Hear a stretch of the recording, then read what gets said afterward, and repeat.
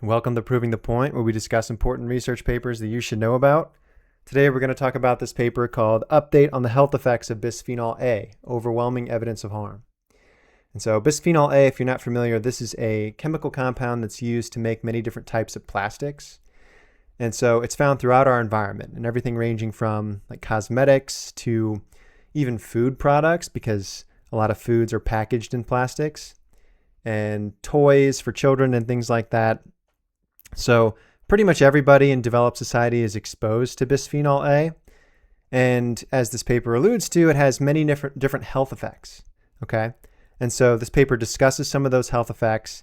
And despite literally thousands of studies showing negative effects of bisphenol A, either in animals or in cell culture models or in humans, the FDA officially still considers this compound to be safe for use. Okay. And so this is just one of many examples. The reason this paper matters is because this is an example of basically a failure of science. One scientist introduced this compound, so it's synthetic, okay? And they've used it extensively and they failed to protect us from it. So they did plenty of safety tests, but the FDA and the government organizations that are supposed to be putting a check on dangerous compounds have basically been defending this and many other harmful compounds for decades. Okay, so this exemplifies how slow science is, because as we're going to see, the earliest signs that this could have negative effects on human health were in the 1930s. Okay, so we're almost 100 years later with, again, thousands of studies suggesting harmful health effects of this, and yet the FDA is still acting like it's harmless. Okay, so science moves very slowly. It exemplifies how science has a default assumption that new compounds are harmless until proven harmful, when it should be the other way around. It also exemplifies how there's a lot of corruption in science, specifically in regulatory agencies like the EPA or the FDA. Okay, so with this particular paper, they give an overview of some of the different studies and the negative health effects that bisphenol A has been shown to have. They talk about some of the problems with research on this topic. And they talk about how the FDA has basically been complicit in the continued use of this compound. So we'll get into the background now. All right, so they start off by saying that bisphenol A is now one of the most studied chemicals right now. And the reason for that is because it has well-established endocrine-disrupting effects. So we're going to see it has many negative effects on different organs and organ systems, but the main one that it's known for is endocrine disruption, which basically just means it's disrupting your hormone system in your body, okay? As we'll see, bisphenol A is basically an estrogen mimic, which estrogen is obviously the main female sex hormone, okay? And so whenever males are exposed to bisphenol A, it causes problems, but also when females are exposed to bisphenol A, it basically activates their estrogen response more than it should, and so it causes problems in them too, okay? So it's mostly known as an endocrine disruptor, but it has a lot of other negative health effects also. Okay, one of the reasons it's most studied is because it has, as they say here, one of the highest volume chemicals in worldwide production, meaning it's used extensively across the world in many different products, okay, as we're going to see. So they say that there's a controversy here because basically regulatory agencies have ignored thousands of different studies, and we're going to talk about some of those. So again, this includes in vitro studies, which basically just means exposing cells to bisphenol A in like a petri dish and looking at how it affects those, as well as animal studies. So typically like rodent studies where you inject or expose mice to bisphenol A, as well as human studies. Okay, so not human experimental studies, but epidemiological studies. So looking for correlations between bisphenol A exposure and various negative health effects. Okay, so thousands of studies collectively, and the FDA still considers it to be harmless. Okay, so just to give some background on bisphenol A, first of all, it was first synthesized back in the late 1800s, and then they say bisphenol A was discovered to have estrogenic activity in 1936, when it was demonstrated to induce cornification of vaginal epithelium when injected into female rats.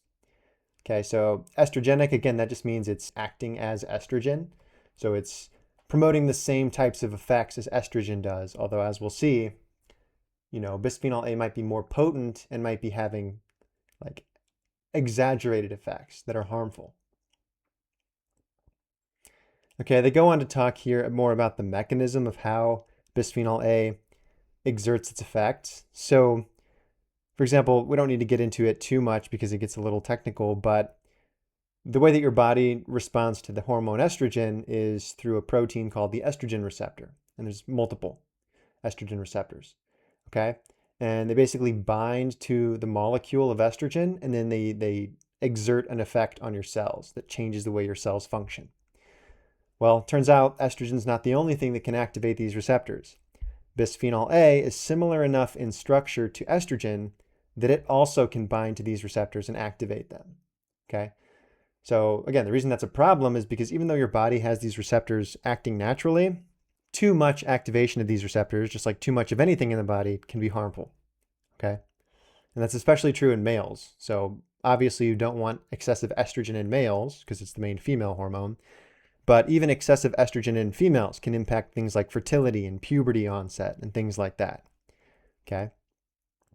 So those are some of the main initial observations made for bisphenol A.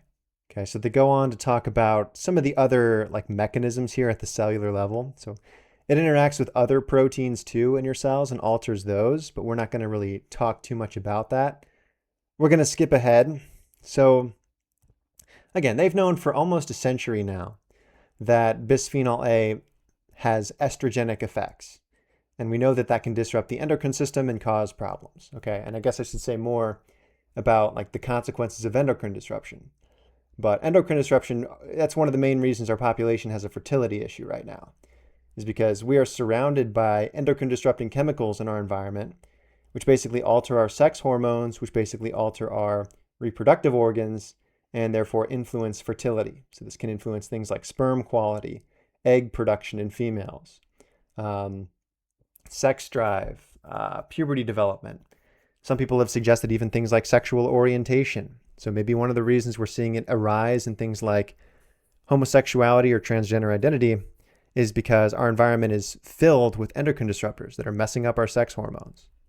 Okay, so that's another reason that this paper matters. So it's been known for a very long time that bisphenol A has some of these effects. And they say here, without apparent concern for the estrogenic activity of the bisphenol A monomers, that's just basically another name for the chemical. In the 1950s, chemists at Bayer in Germany and General Electric in the United States succeeded in creating a bisphenol A-based polymer polycarbonate, which first appeared on the market in 1958. Okay, so basically these companies used bisphenol A to make this type of plastic. And then they say the FDA approved bisphenol A for use in food contact materials in 1963 in the absence of any published safety information. Okay, so this is what I'm talking about. Now, obviously, things have changed since 1963, but not as much as you would like to think. And what I mean by that is that here they say that there was no published safety information on bisphenol A, and yet the FDA approved it for use in food contact materials. Okay, that's still, in a sense, true today. What I mean by that is that regulatory agencies, they assume that new chemicals or new interventions are harmless until proven harmful. In other words, the burden of proof is on everybody else to prove that something like bisphenol A or a new pesticide or certain electromagnetic field pollution, they have to prove that that's harmful. Otherwise, the FDA just assumes it's harmless. Now, again, that's an oversimplification as it stands today, but historically, that's often been the case. And the burden of proof is still on the people claiming that something is harmful. Now, we need to flip that. We should be assuming everything is harmful until we prove that it's harmless. Okay, so this is a major problem with all safety testing, is the way that we, and this is a bit technical, but the way that we structure our statistical analysis, we have to demonstrate that something is harmful before regulatory agencies stop it from entering the market. What should happen is they should be made to demonstrate that something is harmless before they're allowed to put it into the market. So I wrote about this problem a lot more. I called it the p-value problem in a book that I wrote in 2023 called Science is Not Great. So I'll leave a link to that, but it talks about many technical problems with science and the scientific method and safety testing, and how there's a lot of bias in safety testing against the conclusion that something is toxic or harmful. Okay. And that's one of the reasons that there are so many toxic chemicals in our environment today, is because everything is biased against that conclusion in safety testing. Okay, so in the 1960s, it was used for food contact materials. And they say that today, bisphenol A remains a building block for polycarbonate plastics and resins used in many consumer products, including reusable food storage containers and epoxies used to line food/beverage containers. Bisphenol A is also routinely added to other types of plastics. It's used in thermal paper, cosmetics, personal care products, medical equipment, sports equipment, toys, clothing, and more. And they say, human exposures to bisphenol A have been documented around the world and indicate that the vast majority of people are exposed multiple times per day to this chemical from multiple sources. Okay, and so with those types of studies, they can look in like human urine or in human serum, and they can detect bisphenol A. So we know that we're exposed and we know it's getting into our bodies. Okay, they mention here just how much bisphenol A is produced. It says per year, it's about 10 billion kilograms. All right, so then they start to talk about some of the negative effects that have been shown for bisphenol A. We're going to cover it kind of quickly. Okay, so they say here regarding like a summary of the negative health effects, they say prenatal or neonatal exposure to low doses of bisphenol A, so that's exposure as a fetus or just after birth, results in organizational changes in the prostate, breast, testes, mammary glands, body size, brain structure, and chemistry, and behavior of laboratory animals. Okay, and then they say that that's probably been shown in humans as well, or probably true in humans as well, based on other studies. All right, now they have a table here, and we'll come back to this in a minute, but they have a table listing off some of the many negative effects that have been shown for bisphenol A. So with this table, basically each row is a different health problem. And then each of these two columns over here are whether or not that's been shown in animals in the lab or in humans with epidemiological studies. That just means a study looking for a correlation between exposure to bisphenol A and the health effect. Okay. So, for example, with obesity, that's been shown, bisphenol A has been shown to cause obesity in both lab animals and in human epidemiological studies. Likewise with glucose tolerance. Okay, that impairs glucose tolerance in lab animals and in epidemiological studies. And that's basically a measure of metabolic health. Worse glucose tolerance means worse metabolic health. Same with diabetes, same with hypertension, same with cardiovascular disease, same with altered liver function. And you could go down the list here. Okay, impacts behavior, impacts brain structure, sex-specific brain structure. Okay, so this is what I'm talking about with the idea that it might be influencing gender expression or things like that. It can influence aggressive behaviors. It can influence learning and memory, damages male reproduction, alters sex drive, sperm count, sperm health, testosterone levels, influences female reproduction, okay? Can cause cancer, or at least influence the risk of cancer, and increase the risk of miscarriage among many. All right, so you can go to Google Scholar and just type in bisphenol A and pretty much pick any health effect and Alzheimer's disease. Okay, and what you can see is that there have been studies linking the two. And again, you can do that with pretty much any disease outcome. Okay, it's been influences cancer, autoimmune disease. So it's an extremely well-studied and widely studied compound with many negative health effects suggested. Okay, so now we're going to go back up. Again, they talk specifically about some of those, but the main thing you need to understand is just that there have been, as they've said, literally thousands of studies talking about bisphenol A and its negative health effects. And yet the FDA still considers it to be safe. And we're still being bombarded by this in our environment. Okay, and so that should frustrate you because you're basically paying these people's salary to suppress evidence that chemicals that they're allowing to persist are damaging you. So you're basically paying for your own suicide. All right. This graph here just gives you an idea of how many papers are being published on the topic of bisphenol A. So what they did is basically they looked in academic databases by year, and on the y-axis here, this is the number of papers published that year on the topic of bisphenol A. Okay, so like for example, looks like maybe 2009, maybe 2010, there were about 500 papers published on bisphenol A. Okay, you come over here to what looks like maybe 2018, 2019, there were like 1,000 papers published. Okay, and then that right here is when this particular paper that we're reading was published. So again, the number of papers on bisphenol A has been increasing exponentially each year. So there are just thousands of papers being published, new ones being published all the time about the negative health effects of bisphenol A. Okay, another reason you should be upset by this is because not only are you paying the FDA to suppress evidence of a compound that's harming you, thus allowing that compound to continue to harm you, also a lot of these other research facilities and these research papers, they are funded by like government grants and ultimately taxpayers also. So think of how much money has been wasted, like trying to continue to demonstrate that bisphenol A has negative effects. Okay, research is extremely expensive. The equipment's expensive, the material's expensive. It's also wasteful in the sense that you go through a lot of plastic using like pipette tips and other things. And so, you're just contributing to pollution and things like that. You're generating biohazardous waste in research. And so ultimately research is a very wasteful institution. And, after maybe a few hundred studies, I think we should have gotten the point. Bisphenol A is harmful. We should stop using it. But we've had to spend, who knows, could be hundreds of millions, maybe more dollars on all these additional studies trying to demonstrate that bisphenol A is harmful. Okay, it's a waste of money that could have been used for something else.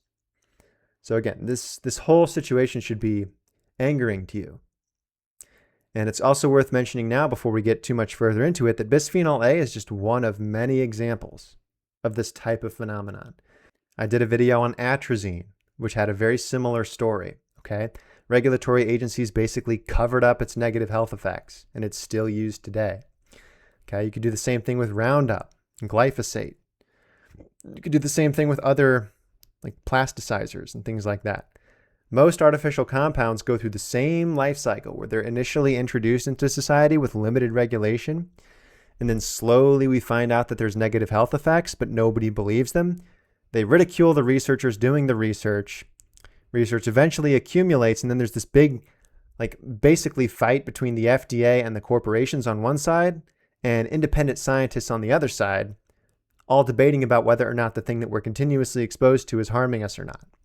Okay? So we're swimming in a toxic chemical soup in our environment, and honestly, this is a major reason that a lot of chronic diseases are increasing in frequency.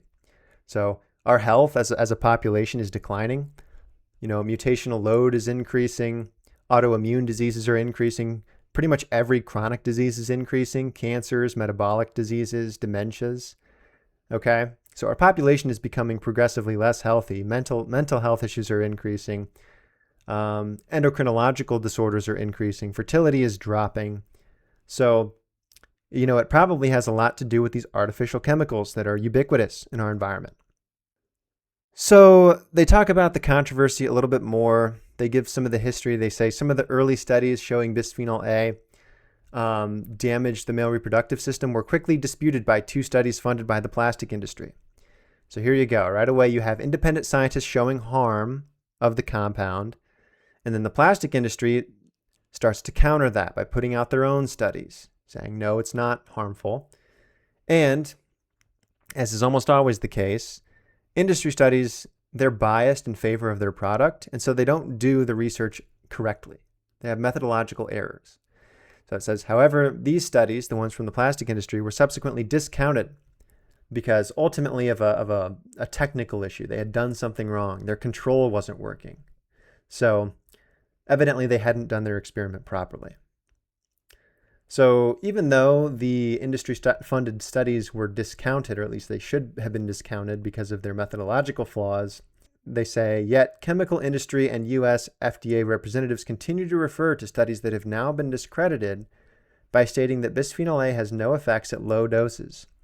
Meanwhile, bisphenol A sales have been estimated to exceed $20 billion US in 2020. They say additional studies funded by groups with a vested interest in bisphenol A production contributed to the controversy. So again, we're not going to go through all of that, but they talk about many other studies that are biased and that are funded by plastic industries and related industries. The point is simply that industries often have an agenda, which is to, of course, sell more of their product. And as a consequence of that, they often don't do science properly. Yet government regulators, because they also have an interest in keeping the products going to bolster the economy and to, benefit from lobbying from those industries, they tend to listen to those flawed studies. Okay, so this figure here, this is just showing an example of results from several different studies that have looked at the effects of bisphenol A. So what you're looking at here is the dissected torso of a mouse, where you can see the kidneys are these little bean-shaped structures, the bladder's right here, and the testes. And you can see that in panel A, this is showing a normal control mouse. So this is what it's supposed to look like. If you look in the bisphenol A exposed mouse, you see that it's got massive hypertrophy of the kidneys. It has abnormal testes and a grossly enlarged bladder. Okay, we're going to skip some of this. Panel E, that's showing an egg cell, basically during cell division. And the red is the chromosome, so the DNA of the cell. It needs to line up in the center during cell division, so that way it can be split in two and go to each half of the new cell. Well, if you look at the control, they look fine. They're all lined up in the middle. If you look at the bisphenol A group, the chromosomes are all over the place. Okay, so it's interfering with cell division. Here we have an example of its effect on sperm production. Okay, so this is in mice, but if you look, the y-axis is basically the sperm count, daily sperm production. And you can see that the control group, not exposed to bisphenol A, they've got X amount of sperm produced per day. And then as you increase bisphenol A concentration, the sperm count declines for these animals. So it negatively affects sperm production. Okay, this is related to panel G. That's showing synaptic spines in the hippocampus. The hippocampus is a brain region involved in memory, and then synaptic spines, that's just related to basically the density of connections of your different neurons. So this suggests negative effects of bisphenol A on memory. Okay, and then we don't need to worry too much about panel H. This is talking about a specific cell signaling pathway. That's a little too more technical than we need to go into. Okay, so that's just a taste of some of the many health consequences that have been observed.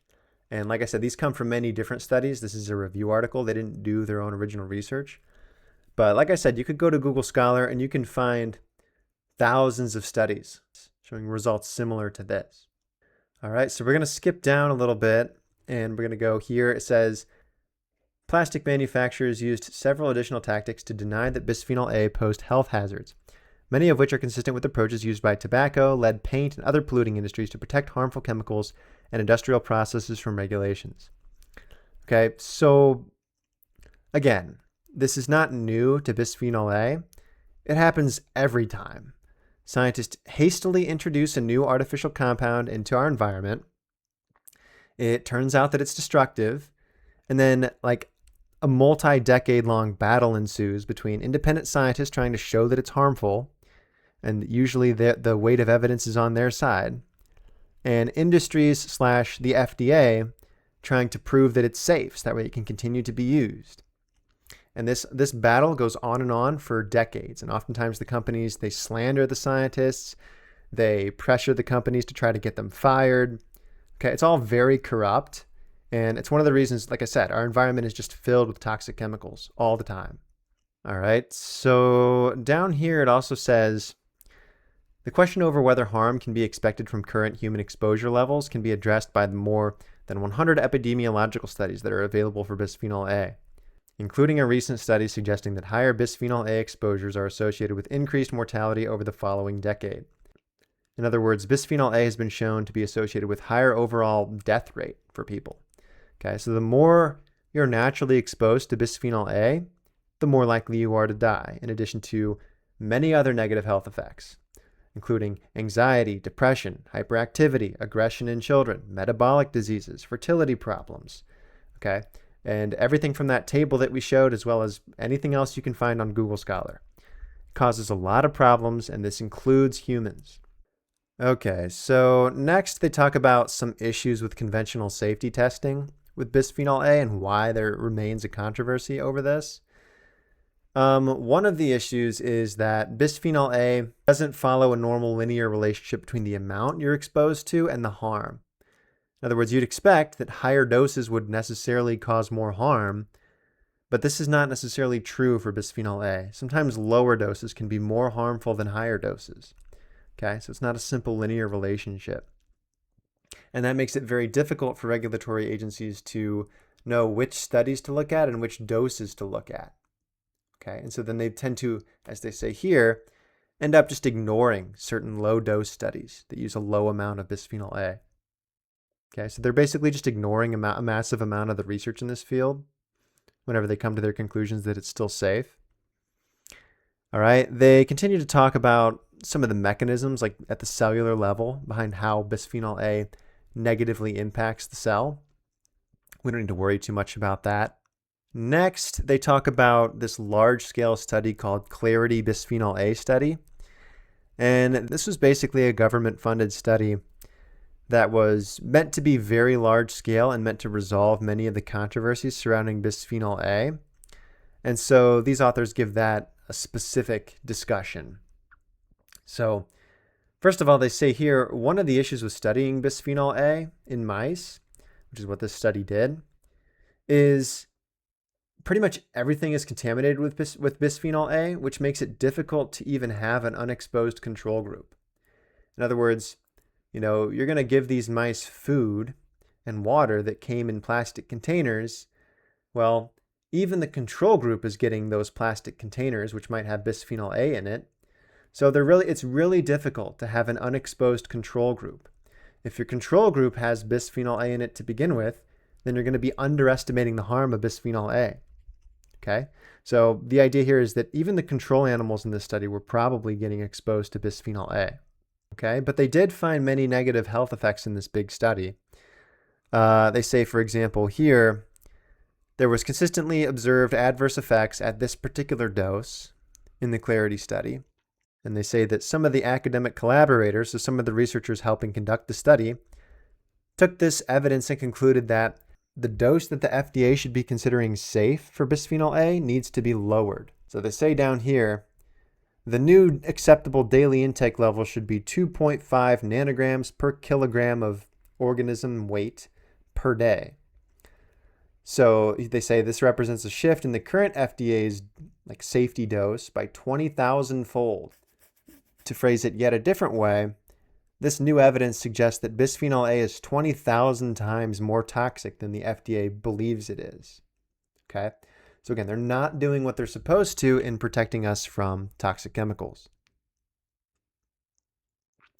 They say here, and this is frustrating, sadly, the significant adverse effects observed in the very low dose groups in both the guideline study and the studies conducted by the academic investigators in Clarity, so in other words, in this Clarity study that was supposed to resolve many of the controversies, the negative health effects observed in the low dose groups were rejected by the FDA as not biologically plausible. So the FDA basically just rejected the adverse effects that were observed because they were considered not biologically plausible. They didn't know the mechanism. So they quote the FDA authors here.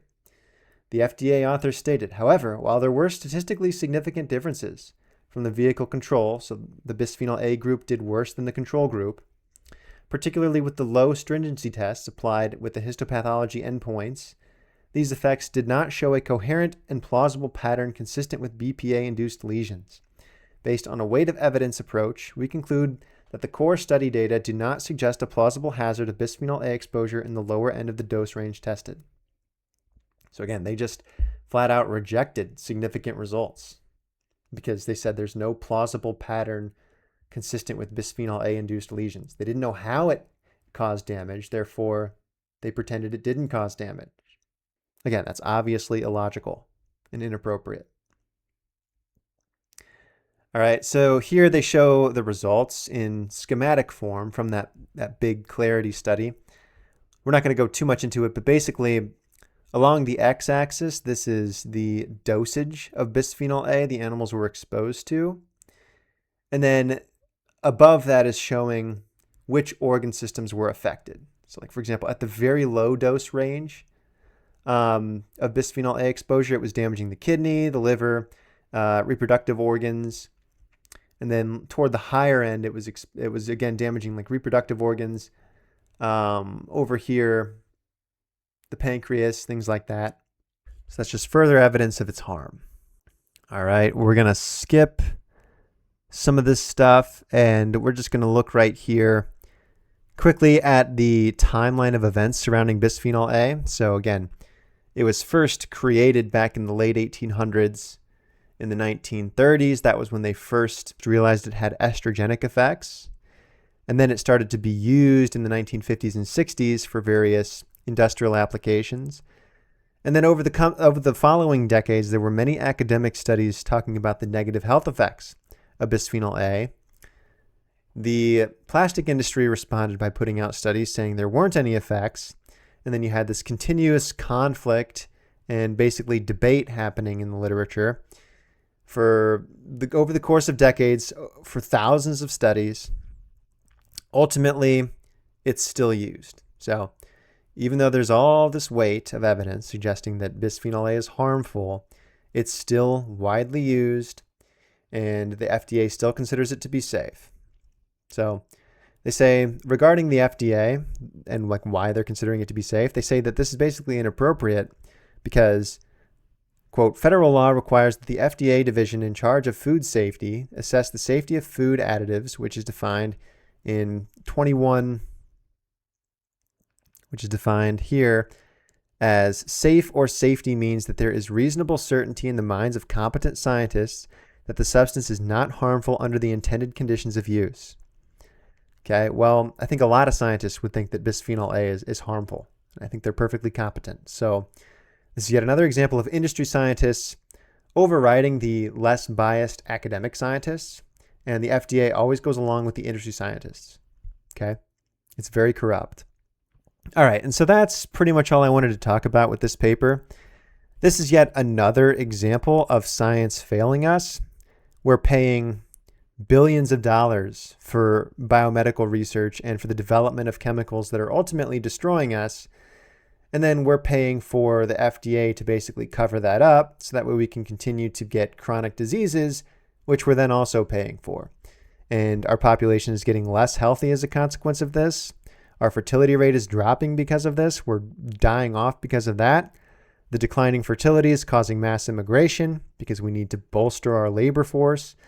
And so it's just a cascade of civilizational collapse, all caused by corruption and destructive health effects of toxins. So we'll cover additional examples of toxins in our environment and corrupt government regulatory agencies in future videos. But thank you for listening.